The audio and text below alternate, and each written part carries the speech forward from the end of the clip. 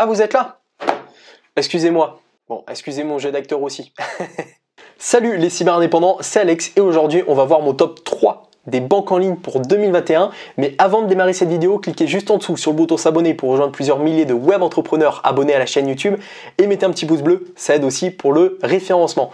Bon, intro, voilà, je sais pas, je suis pas un très bon acteur, ça franchement c'est pas mon fort, mais en tout cas ce qui est sûr c'est que je m'y connais en banque en ligne. J'ai testé beaucoup de banques en ligne, je crois que j'ai plus d'une dizaine de cartes bancaires différentes, de comptes différents, bref, j'ai testé beaucoup de banques en ligne pardon, pour vous. Et je vais aujourd'hui dans cette vidéo vous donner mon top 3 des banques en ligne pour 2021. Alors ce top peut évoluer au fur et à mesure du temps, évidemment ça dépend de ce que va faire chaque banque en ligne, mais au moment où je vous fais cette vidéo, voilà, vous allez avoir mon top 3. Pour vous le présenter, on va aller directement sur mon écran, comme ça on va pouvoir comparer les différentes offres et tout ça, et puis à la fin je vous ferai un retour plus complet face caméra, donc restez bien jusqu'à la fin de cette vidéo pour ne rien manquer. Alors on passe tout de suite sur mon écran et alors, ne comparez pas, ne regardez pas les onglets parce qu'il n'y a pas d'ordre défini justement. Restez bien jusqu'à la fin de cette vidéo pour voir quelle est la banque que je préfère. Vous voyez, c'est un top 3 et il y a en ce moment 6 banques en ligne. C'est 6 banques que j'ai testées sur ma chaîne YouTube. D'ailleurs, toutes les vidéos sont disponibles, je vous mettrai les liens à chaque fois pour chaque banque. Mais surtout, c'est 6 banques que j'ai essayé, que j'ai utilisées et que j'utilise encore toutes. Il n'y a pas une banque que je n'utilise plus maintenant. Donc voilà, elles ont toutes une utilité différente après dans mon business. Il y en a une que je vais utiliser pour voyager, l'autre qui ne sert pas vraiment en fait comme une banque classique. Voilà, bon, je vais tout vous expliquer, mais restez bien jusqu'à la fin pour voir quelle est la banque que je préfère, la banque en ligne que je préfère et que je vous conseille le plus. Alors, en 6e position, ouais, j'ai dit top 3, mais je vais quand même vous parler d'autres banques. En 6e position, je mettrai la banque Curve. Alors, Curve, c'est pas vraiment une banque en ligne en fait. Enfin, c'est une banque en ligne, mais ça va surtout vous permettre de synchroniser toutes vos cartes bancaires en une seule carte bancaire. Voilà, moi j'utilise Curve depuis maintenant un peu plus d'1 an et demi et c'est clairement quelque chose que j'apprécie parce que vous avez donc un compte avec une carte bancaire et vous pouvez faire de l'agrégation de comptes, c'est-à-dire que toutes vos banques en ligne, toutes vos différentes banques, vous allez pouvoir les intégrer à Curve.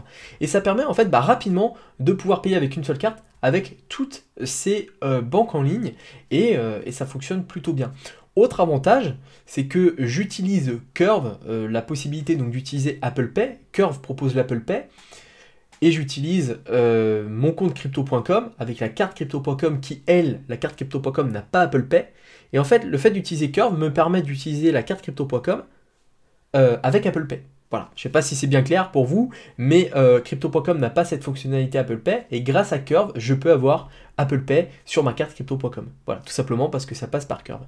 Donc Curve, voilà, je vous mettrai de toute façon pour chaque banque en ligne que je vous présente, je vous mettrai le lien de ma vidéo complète sur chaque banque en ligne afin que vous fassiez une idée complète. Mais Curve, voilà, c'est une banque que j'aime bien, qui est assez simple à comprendre, c'est gratuit, c'est une banque qui est gratuite comme de toute façon toutes les banques que l'on va voir dans cette vidéo. Voilà, tout est plutôt bien fait, voilà, la carte bancaire aussi.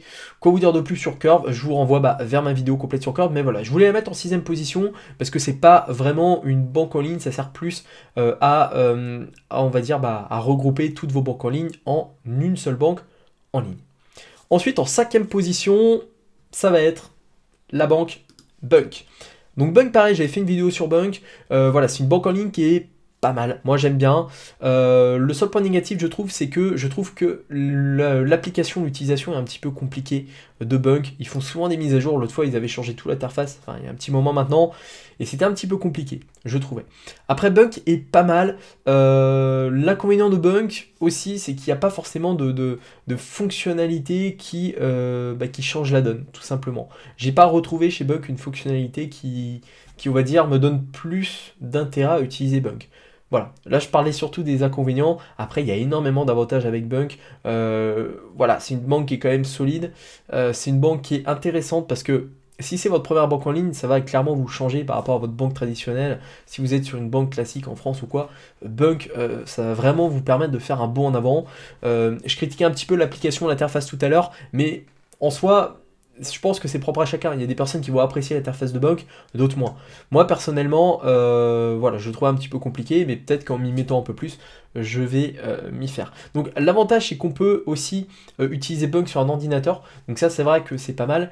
Et je trouve que dans les points positifs, toujours, Bunk évolue beaucoup, en fait. Par rapport à d'autres banques comme Bourso, N26, Revolut ou même Crypto.com, Bunk évolue énormément et je pense que derrière il y a une équipe qui est vraiment solide. Donc voilà, c'est la 5e banque de mon classement, mais je pense que dans les mois et années à venir, je pense qu'elle peut grappiller quelques places, elle peut monter dans le classement, peut-être passer 4e, peut-être passer 3e, je sais pas, mais en tout cas, je pense qu'il y a un gros potentiel avec cette banque en ligne là, avec Bunk. En plus, ils ont créé une banque business il n'y a pas très longtemps, donc c'est pareil, ça peut être pas mal. J'ai pas testé encore, peut-être que je testerai d'ailleurs Bunk business et je vous ferai une vidéo sur la chaîne YouTube, mais en tout cas voilà, vraiment un bon potentiel et je pense que Bunk vaudra le coup dans quelques mois, voire quelques années. Et si c'est votre première banque en ligne, Bunk peut très bien faire l'affaire, c'est une très bonne banque en ligne dans tous les cas.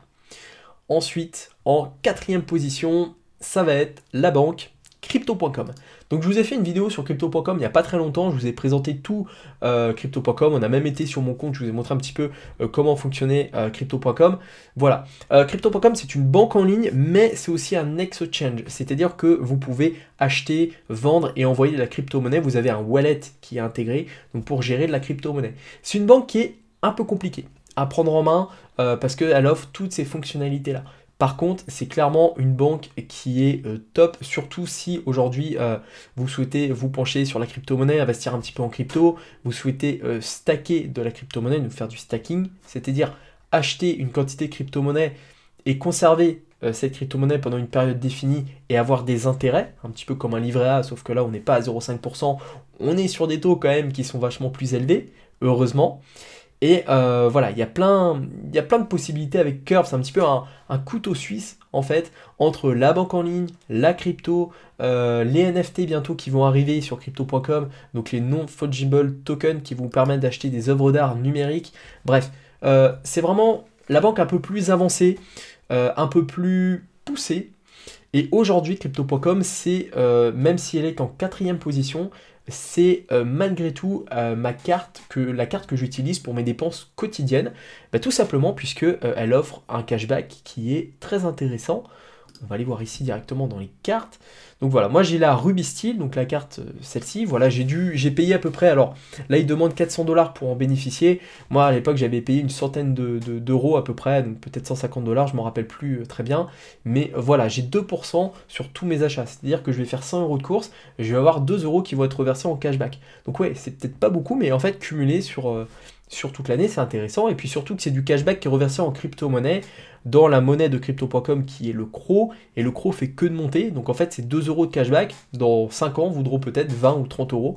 Donc voilà, ça peut faire un effet boule de neige intéressant et c'est pas mal.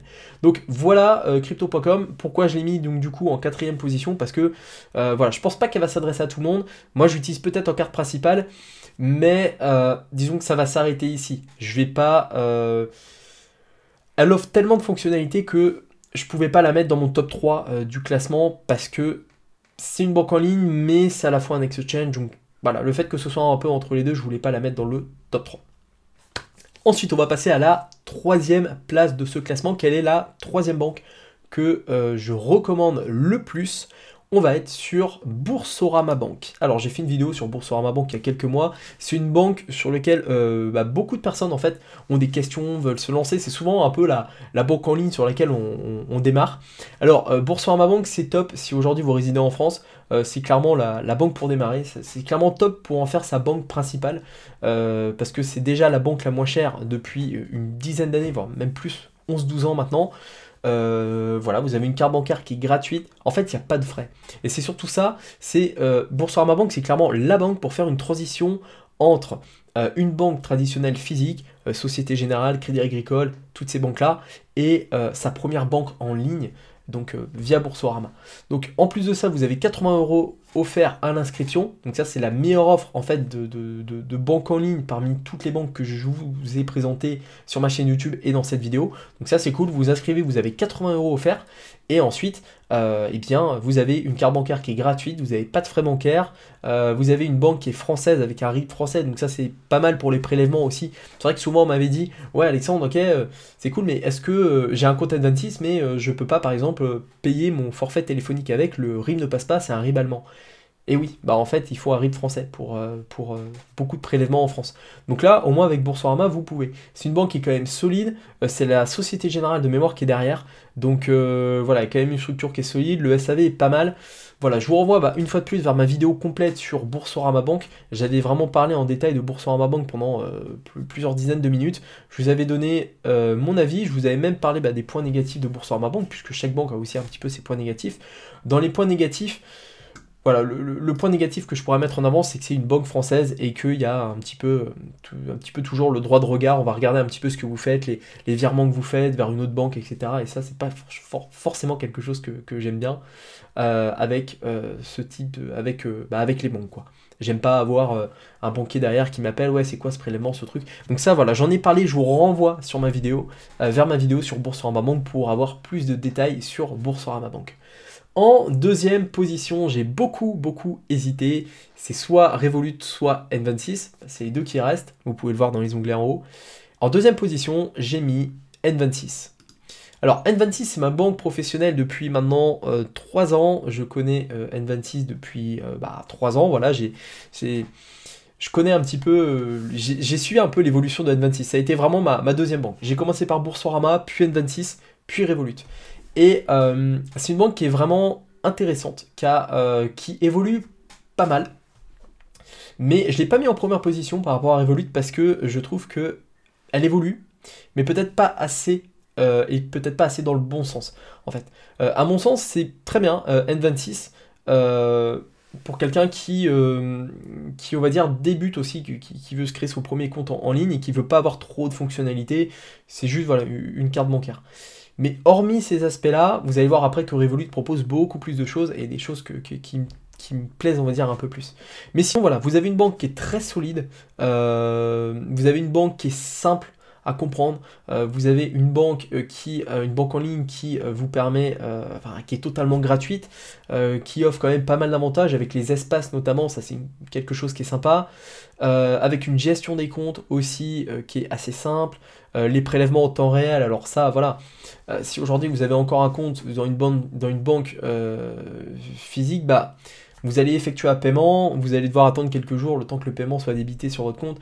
Là avec N26, tout est instantané, c'est en temps réel, vous avez une Mastercard qui est gratuite, vous avez un taux de change qui est assez bas, vous avez des comptes premium qui offrent maintenant pas mal d'avantages, voilà, vous pouvez catégoriser vos dépenses, bref, la banque est assez simple à utiliser, elle est assez complète, et elle est très bien, vraiment, vraiment top. Moi j'utilise principalement N26 comme compte personnel, voilà, tout ce qui va toucher aux